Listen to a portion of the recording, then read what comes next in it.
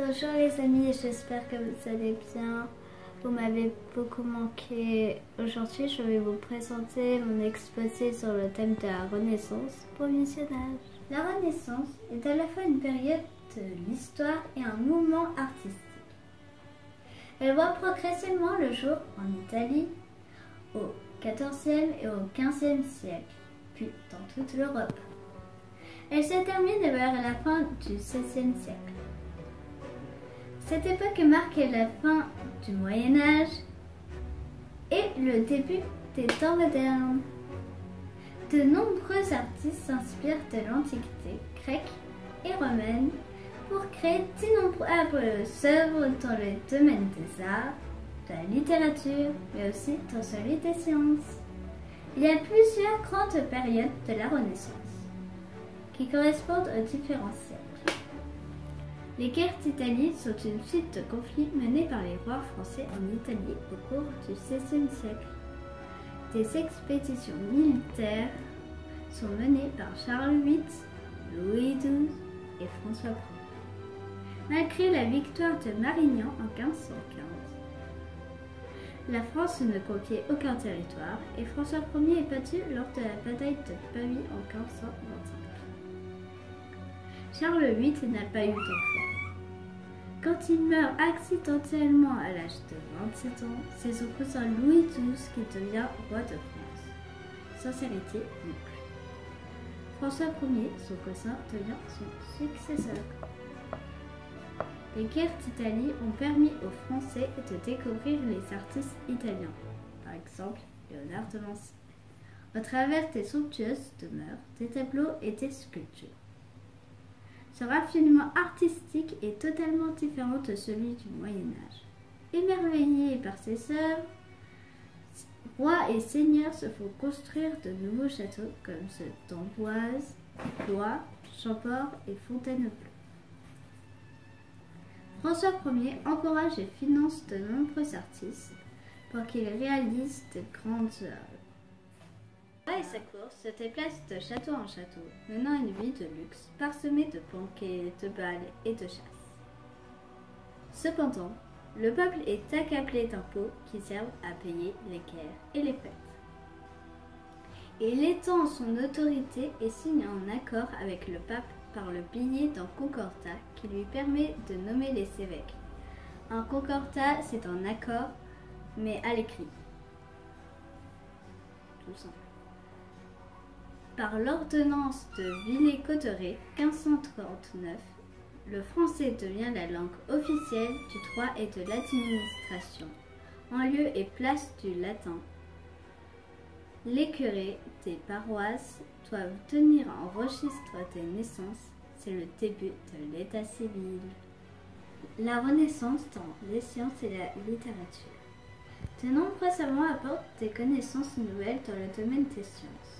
Ainsi, le Polonais Nicolas Copernic, 1473-1543, puis l'Italien Galilée, 1564-1642, développent une théorie l'héliocentrisme qui place le Soleil au centre de l'univers.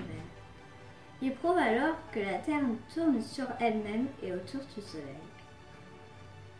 Beaucoup de progrès sont réalisés en médecine et chirurgie. Ambroise Paré, à peu près 1506-1590, est au point une nouvelle technique, la ligature des artères, pour mieux soigner les blessures. La ligature, qui consiste à serrer un lien autour d'un vaisseau sanguin, remplace la technique de la cautérisation, une technique médicale basée sur l'utilisation de la chaleur pour obturer des vaisseaux sanguins, qui pouvaient s'avérer très dangereuses. De nombreux écrivains comme Montaigne et Rabelais, qui a écrit les célèbres Pantagruel et Carpentier, et des poètes comme Ronsard et Dubélé, qui a écrit Heureux qui comme Ulysse, montrent la soif de connaissance des hommes à cette époque. Des idées nouvelles commencent à circuler. Elles sont basées sur la valeur de l'homme, la tolérance et la liberté. Ainsi prend naissance un nouveau courant culturel européen, l'humanisme. Alors que Dieu était au cœur de la pensée médiévale, La Renaissance place l'homme au centre de ses préoccupations. La Renaissance dans la peinture. L'art de la Renaissance marque une rupture avec l'art du Moyen Âge. Les styles sont très différents en fonction des pays, mais on remarque des points en commun. Une recherche de réalisme, l'utilisation de la perspective, la recherche de lumière, de nouvelles techniques et de nouveaux sujets comme la redécouverte de l'Antiquité. La Renaissance dans la sculpture. La Renaissance marque un retour de la sculpture à des formes et thèmes de l'Antiquité, en particulier grecque. La Renaissance en sculpture est plus précoce que dans les autres arts. En effet, les hommes de la Renaissance disposent encore, comme modèle, de sculptures antiques alors que les peintures ont plus largement disparu. Principaux peintres de la Renaissance. Léonard de Vinci. Vous le connaissez bien, n'est-ce pas les amis? Léonard de Vinci, né en 1452 en Italie et mort en 1519, est un peintre. Est à la fois un artiste, organisateur de spectacles et de fêtes, scientifique, ingénieur, inventeur, anatomiste, sculpteur, architecte, urbaniste, botaniste, musicien, poète, philosophe et écrivain.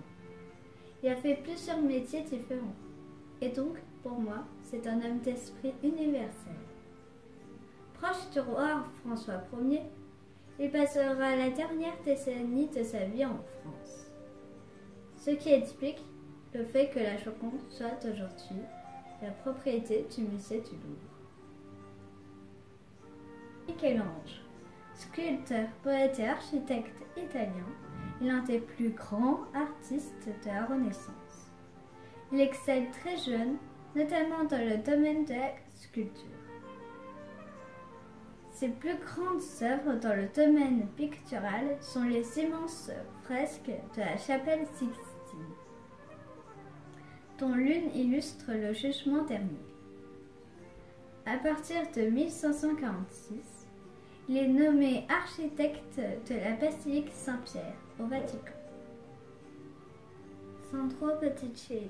Sandro Botticelli, auteur de l'une des œuvres les plus célèbres de l'histoire, La naissance de Vénus, l'une de mes peintures préférées, est un peintre majeur de la Renaissance florentine et le protégé de la famille Médicis.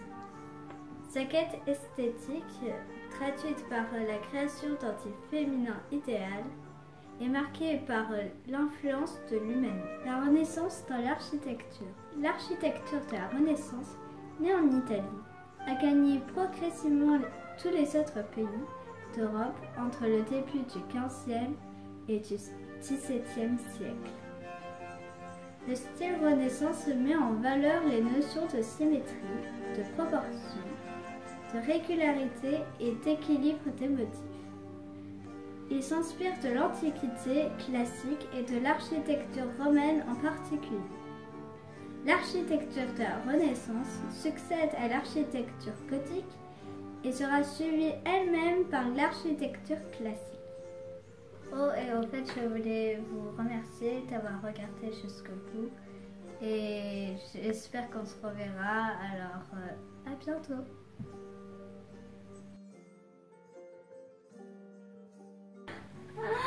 Ok.